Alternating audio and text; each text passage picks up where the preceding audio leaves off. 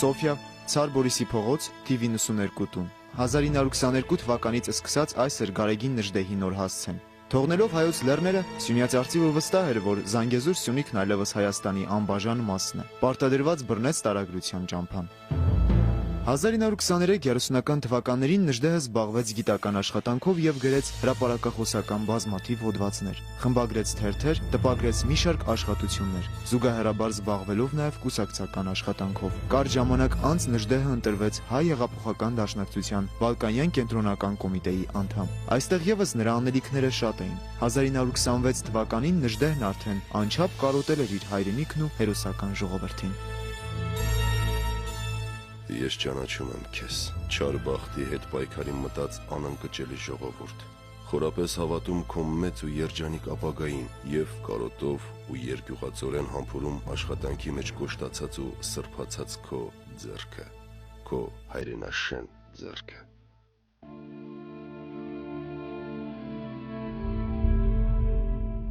«1933-34 թվականներին դաշնակցության առաջադրանքով Գարեգին Նժդեհը մեկնեց Ամերիկա, որտեղ էլ կազմակերպեց ցեղակրոն ուխտերի դաշնակցական երիտասարդական կազմակերպությունները։ Նժդեհը կարևորագույն խնդիր էր համարում սփյուռքահայ երիտասարդության դաստիարակությունը ազգային հայրենասիրական ոգով։ Ցեղակրոնության նպատակ Նժդեհը հռչակում է հետևյալը. հայությունը հոգևոր եւ քաղաքական անտուն անկելությունից փրկել, դարձնել հայրենատեր։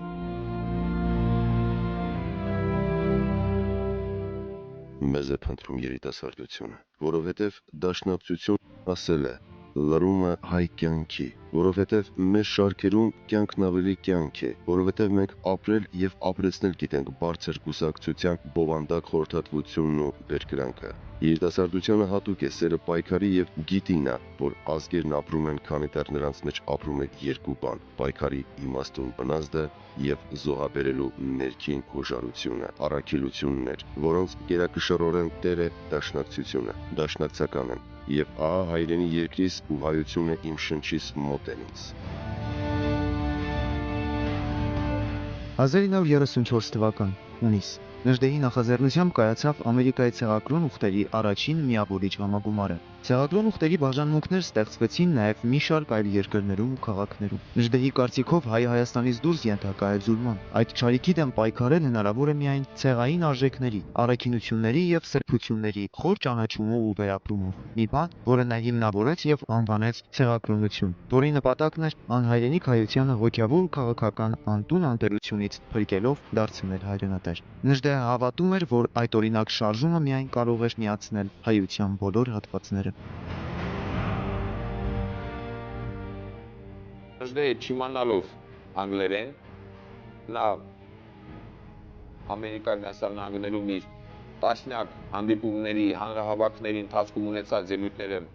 որոնք հայերեն լեզվով էր կատարում, իսկ նրան լսող լսարանն էլ երիտասարդության հատվածով մեծ մասամբ անգլիախոս էր, սակայն իր ոգեփոխիչ, հեղափոխիչ իրոք իսկապես խոսքով, իր վարքով Նժդեհը կարողացավ ընկալելի լսելի դարձնել լսարանին։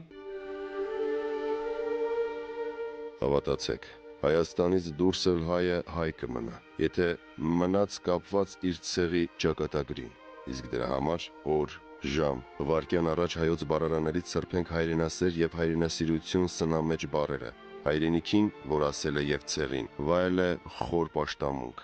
նրան հայրենապաշտներ են պետք, որովհետեւ դառնում են ցեղը, միայն ցեղը դավանողները։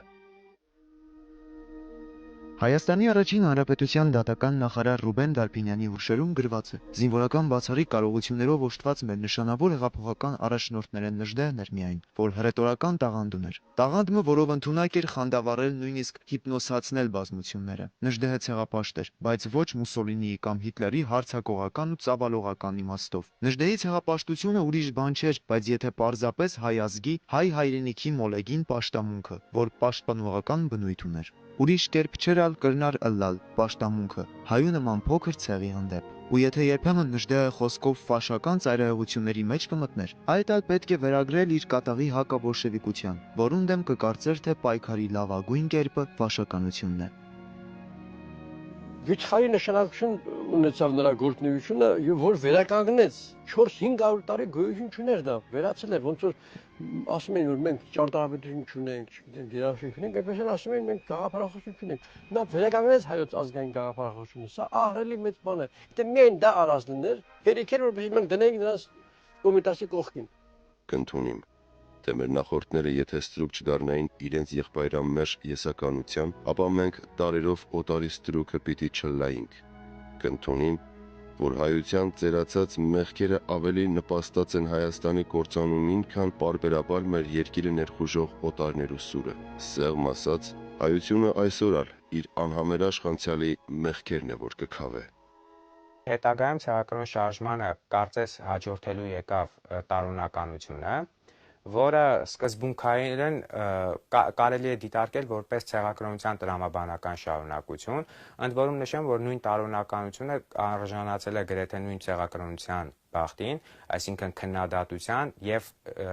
չհասկացվածության իմաստով։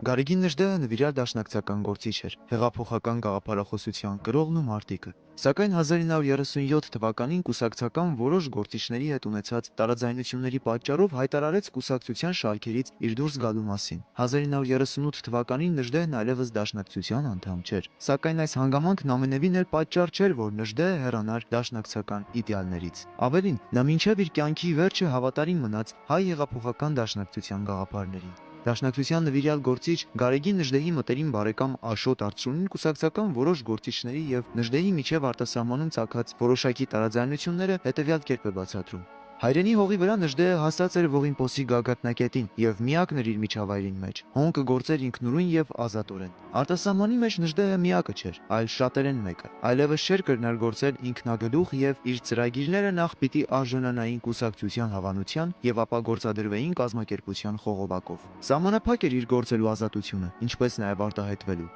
Իր ըմբոս նկարագիրը եւ ընդվզող ոգին պիտի հանդուրժեին այս հակասությունը։ Ահա թե ուր էր Նժդեհի ողբերգությունը։ Ահա թե ինչու ան միշտ վեճի մեջ էր իր շրջապատի հետ։ Երկրորդ աշխարհամարտի բռնկումից հետո Գարեգին Նժդեհը դաշնակցության գերագույն մարմնին հղած նամակով պատրաստակամություն հայտնեց իր ուժերը դնել բյուրոյի տրամադրության տակ։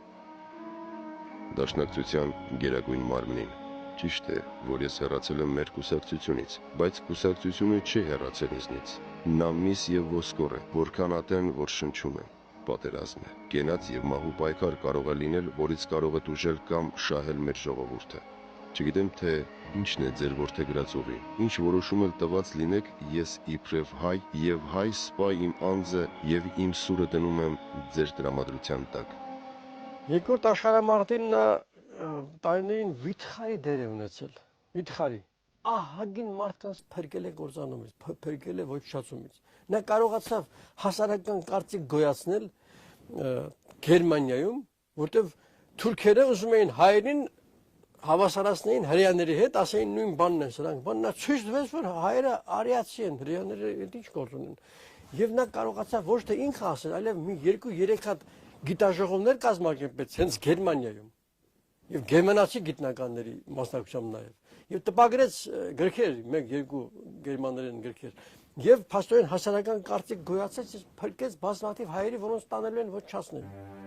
Երկրորդ համաշխարհային պատերազմի եւ դրան նախորդող տարիներին հայերի ոչ արիական ժողովուրդ լինելու մասին ֆաշիստական քարոզչությունը յուրահատուկ խնդիրներ դրեցին հայ հեղափոխական դաշնակցության եւ մասնավորապես եվրոպական երկրների կուսակցական կազմակերպությունների ու գործիչների առջեւ։ Այս հանգամանքը պատճառ դարձավ, որ Նժդեհը եւ ուրիշ ազգային գործիչներ Արտաշես Աբեղյանը դրոն եւ ելի շատերը գործակցեն գերմանական իշխանությունների հետ։ Նպատակը հայության պաշտպանությունն էր ֆաշիստական վտանգից։ Նժդեհն անձամբ հույս ուներ, թե Գերմանիան կարող է պատերազմել Թուրքիայի դեմ եւ իր հավաքագրած հայերին հնարավոր կլինի օգտագործել այդ ուղղությամբ։ 1942-1943 թվականներին Նժդեհը նաև հայկական ազգային խորհրդի կազմում էր, վերջինիս Ազատ Հայաստան պաշտոնաթերթի փոխխմբագիրը։ 1943 թվականին, երբ ակնհայտ դարձավ Գերմանիայի պարտության անխուսափելիությունը, Նժդեհը հետ քաշվեց համագործակցությունից եւ վերադարձավ Բուլղարիա։ Այստեղից Նժդեհը որդուն Վրեժին գրում է.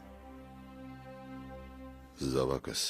հերու հայրենի լեռներից ես սովորեցի թքել ինձ թշնամանալ նախանձոտ տգիտության ու չարության վրա թքել ու անցնել։ Քեզ սակայն պիտի չհանձնարարեմ այդ վարքագիծը։ Դու աշխատիր ավելի զորավոր լինել, քան եղավ հայրդ։ Դու սովորիր ծիծաղել մարդկային վատությունների վրա ու անցնել անցասում։ Օհ, ուր էր թե գետ քո սերունդը ազատ մնար անհայրենի կյանքի անեծքից եւ արդար փառքը առյուծի մորթին դու փնտրեիր հայրենի ազատ եւ անկախ աշխարհում միշտ գիտակցելով, որ հազարիցս լավ է պատմական մի գործ կատարել թեկուզ 1000 թշնամի շահելով, քան մարդկային չարությունից զերծ մնալու գնով դուրս մնալ պատմությունից։ Համբույրներով քո հայր Նժդե։ 1944 թվականի հոկտեմբերին Սոֆիայում Նժդեհը ձերբակալվում է ԽՍՀՄ Սմերշ հակահետախուզական մարմնի կողմից։ Նույնիսկ բանտային պայմաններում Նժդեհը փորձում էր համագործակցել խորհրդային իշխանության հետ Հայաստանի եւ հայ ժողովրդի շահերին ծառայելու համար։ Նա ծրագրեր էր առաջարկում Թուրքիայի դեմ խորհրդային միության հնարավոր պատերազմում, որը սպասվում էր հաղթանակից անմիջապես հետո գործողությունների եւ իր անձնական մասնակցության վերաբերյալ։ Հարազատներին գրած նամակում Նժդեհը գրում է. Իմ սիրելի Լևոն եւ Փարանձեն, 1944 թվականին առաջնորդվելով բարձրագույն հայրենասիրության հրամայականով Բուլղարիայից չհեռացա, թեև գերազանց հնարավորություններ ունեի ուզածս ափին անցնելու Շվեյցարիա։ Մնացի, որպեսզի խորհրդային բանակի հրամանատարությանն առաջարկեմ իմ կարողությունն ու ուժը մեր ժողովրդի սպանդը իրականացրած ավատատիրական Թուրքիայի դեմ պայքարելու համար։ Ինձ տեղափոխեցին Մոսկվա։ Այդպես կամավորաբար ես հայտնվեցի բանտում։ Այդպես սկսվեց իմ ողբերգությունը։ Չեմ զղջում իմ հայրենասիրական արարքի համար, չէ՞ որ իմ ամբողջ կյանքը պայքար է եղել Թուրքիայի դեմ։ Ինչ արած, ճակատագիր է։ Ինքը իր հարցած երբ որ հարցականությունների մեջ ասում է ես դաշնակցական եմ։ Ճիշտ է, դուրս եմ եկել կուսակցությունից, բայց դաշնակցությունը հայրենատիրություն է քարոզում։ Ես այդ գործի մեջ եմ։ Բազմապիսի խոշտանգումներից հետո, հենվելով պետանվտանգության մարմինների սարքած գործի վրա, հակասովետական գործունեության եւ Գերմանիայի հետ համագործակցելու մեղադրանքներով 1948 թվականի ապրիլի 24-ին Նժդեհին դատապարտում են 25 տարվա բանտարկության։ Ստալինին գրած իր 1948 թվականի հունվարի 10-ի նամակը որևէ կասկած չի թողնում, որ սովետները Նժդեհին Բուլղարիայում իրոք համագործակցություն են խոստացել ամենաբարձր ղեկավարության Ստալինի անունից, բայց հետո հենց այդ իսկ ղեկավարության ցուցումով էլ նրան բանտարկել։ ԽՍՀՄ նախարարած խորհրդի նախագահ Ստալինին, Գարեգին Տեր Հարությունյանից։ Իմ գործ ուղարկված է Մոսկվա։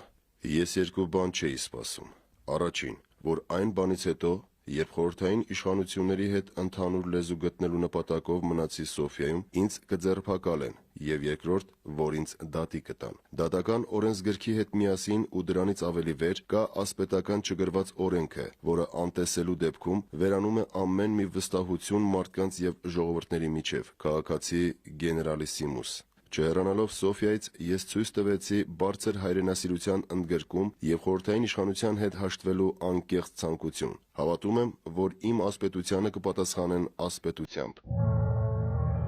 1947 թվականի դեկտեմբերին, ապա 1948 թվականի մարտի 10-ին Նժդեհի վերաբերյալ կազմված մեղադրական եզրակացության մեջ նշվում. Գարեգին Եղիշի Տեր Հարությունյանը մեղադրվում է այն բանում, որ 1920-21 թվականներին լինելով Զանգեզուրի դաշնակցական զինվորական ուժերի գլխավոր հրամանատարը եւ հեղափոխական կառավարության վարչապետը զինված գործում պայքար է մղել Կարմիր բանակի դեմ, հետապնդում ու գնդակահարում էր Կարմիր բանակայիններին, կոմունիստներին, եղել է 1921 թվականի դաշնակցական արկածախնդրության ոգեշնչողներից մեկը։ Լինելով խորհրդային իշխանության անհաշ թշնամին, արտասահմանում գործուն քարոզչություն է վարել խորհրդային իշխանության դեմ։ Երկրորդ աշխարհամարտի ընթացքում կապեր է հաստատել գերմանական հետախուզության մարմինների հետ, խորհրդային բանակի զորամասերի դեմ զինված պայքար մղելու համար։ Գերմանական հետախուզության մարմինների առաջադրանքները կատարելու համար զբաղվել է մարդկանց հավաքագրումով եւ ուսուցմամբ։ Մտել է 1942 թվականին Բեռլինում ստեղծված Հայոց ազգային խորհրդի կազմի մեջ։ Հայաստանի Հանրապետության ազգային անվտանգության նախարարության արխիվ, գործ համար 11-278, հատոր 4։ Եկավ սովետական բանակը եւ տեղի ունեցավ այն, ինչ որ սպասում էի։ Օգտվելով ստեղծված տոհուբոհից, իրենց ցեղի կաթով չմեծացած մի քանի վատասիրված հայեր արդեն գործի էին անցել։ Նրանք առավելապես կոշկակարներ, իբրև ոստիկանական լրտեսներ, հետները զինված բուլղար միլիցիոներներ առած ընկել էին տնետուն, ինձ էին փնտրում։ Հավիտենական զզվելի ստրուկներ, որոնք տկար իրենց չարությունը բավարարելու, իրենց հայազգի թշնամիները ոչնչացնել տալու սև նպատակով միշտ էլ օգտվել են օտար ուժերից։ Այսօր կյանքին ես կապված եմ այն չափով միայն, ինչ չափով որ ինձ դեռ պարտական եմ զգում ծառայել Հայաստանին։ Ուր ես։ Ուր ես դու Հայաստանի տիրասիրտ ու պաշտելի ժողովուրդ, որի ոգին միշտ էլ վսեմանալ գիտի վտանգների ժամանակ։ Գաղութ, դու մի անգամ եւս ինձ ապրեցրիր ամոթանքի ողբերգությունը, ամոթ քեզ։ Բանտարկության տարիները Նժդեհն անցկացրել է անասելի դաժան եւ անմարդկային պայմաններում։ Ենթարկվել է բազմաթիվ խոշտանգումների, սակայն արդյունքում չի ոգեսպառվել եւ շարունակել է իր ստեղծագործական եւ ազգանվեր գործունեությունը։ 11 տարի շարունակ խորհրդային տանջարաններում հոգեկան ու մարմնական անլուր կտանքների ենթարկելուց սկսած վերջացրած զանազան անձանց գաղտնի հանձնարարությամբ նրա բանտախուցն ուղարկելով, սովետներն ամեն գնով փորձեցին նրան համոզել գոնե ձևականորեն զղջալ այն արարքների համար, ինչում մեղադրում էին մեծ հային։ Նժդեհը գրում է. Սկսեցին ամենաահավոր խոշտանգումներ, որ կարող է հնարել միայն դաժանամոլ միտքը։ Ինձ արգելեցին ակնոց դնել։ Ամեն 5 րոպեն մեկ լսվում էր հերթապայի սպառնալի բղավոցը։ Դուք քնած եք։ Ինձ ցերեկները ոչ պարկել էին թույլատրում, ոչ ննջել։ Այդպես ամբողջ օրը ես ստիպված էի մահճակալին շղթավայծի նման մնալ, դեմքով դեպի դռան դիտանցքը։ Որպեսզի ինձ զրկեին քնից, հարցաքննության էին տանում գիշերները եւ դիտավորյալ պահում էին մինչեւ լուսաբաց։ Ինձ հարցեր տալու եւ պատասխանը գրելու փոխարեն արձանագրություններ էին հորինում։ Բարձր ջերմություն ունեի եւ ահավոր հոդացավ էր։ Բժիշկ խնդրեցի, չհրավիրեցին։ Նյարդերի ծայրահեղ լարումից ուշաթափվեցի։ Այդ անգամ իմ տանջանքները տևեցին 19 ժամ։ Իմ նկատմամբ կիրառում էին միջնադարյան հնարքներ, ինձ ահաբեկում էին ընտանիքիս ոչնչացմամբ, ամբողջ 4 տարի ինձ վախեցնում էին, թե կկտրեն լեզուս։ Միաժամանակ նա ամենևին չընկճվեց եւ չնայած իր ծանր անասանելի առողջական վիճակին կարողացավ գաղափարական մարտիկին իսկապես ցեղակրոն առաջնորդին վայել արժանի ձևով դիմակայել։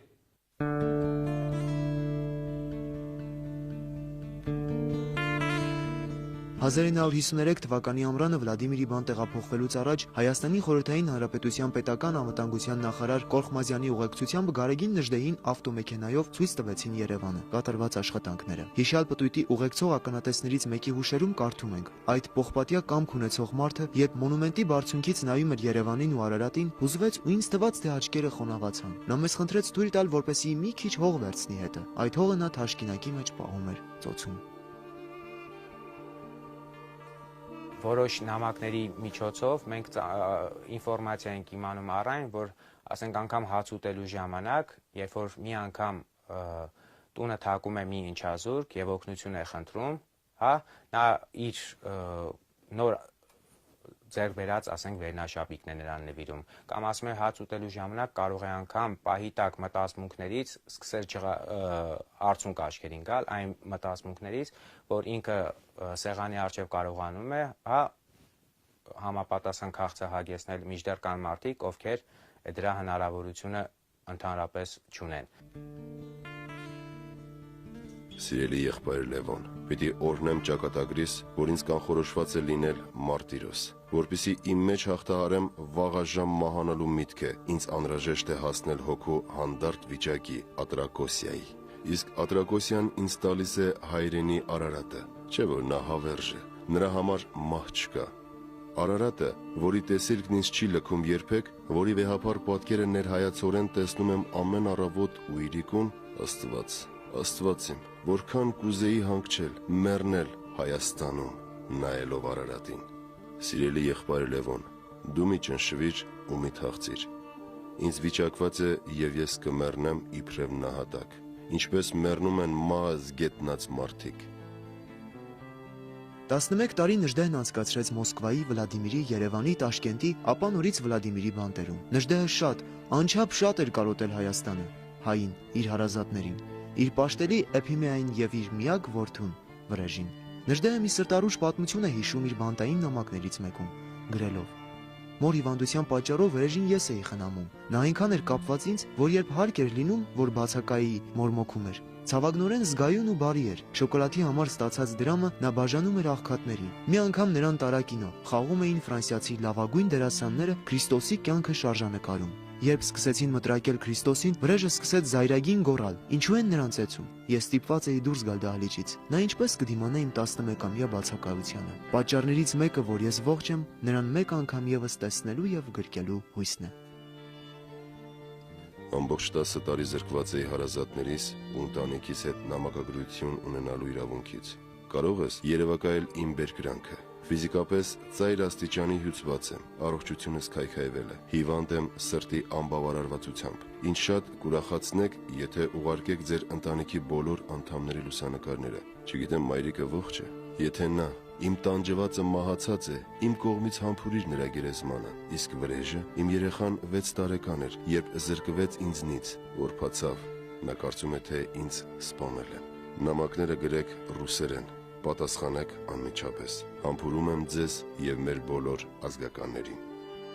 Բանտում անցկացրած տարիներին համայնավարները բազմիցս փորձեցին Նժդեի հնարավորություններն օգտագործել դաշնակցության դեմ նորանոր դավեր կազմակերպելու եւ մի շարք կուսակցական գործիչներին ծուղակը գցելու համար։ Սակայն Նժդեն անդավաճան մնաց իր սկզբունքներին, ենթարկվելով նորանոր խոշտանգումների։ Նա չդավաճանեց այն գաղափարախոսությանը, որի կրողն ու ջահակիրն էր դարձել դեռևս 17 տարեկանից։ Նամակ Սիմոն Վրացյանին։ Սիրելի Սիմոն, գիտեմ, տեսնելով ձեռագիրս պիտի խռովես հոգով։ Նժդեհը կենթանի, հավատալ։ Այո,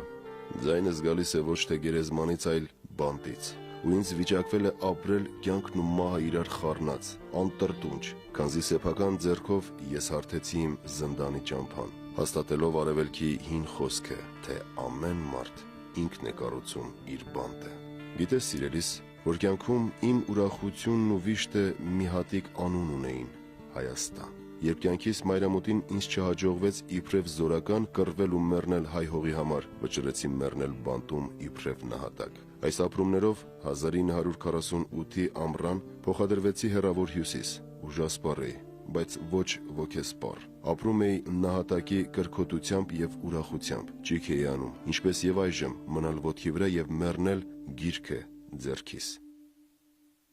Եղել է չափազանց ընթերցասեր։ Դրա մասին վկայությունները բազմաթիվ են։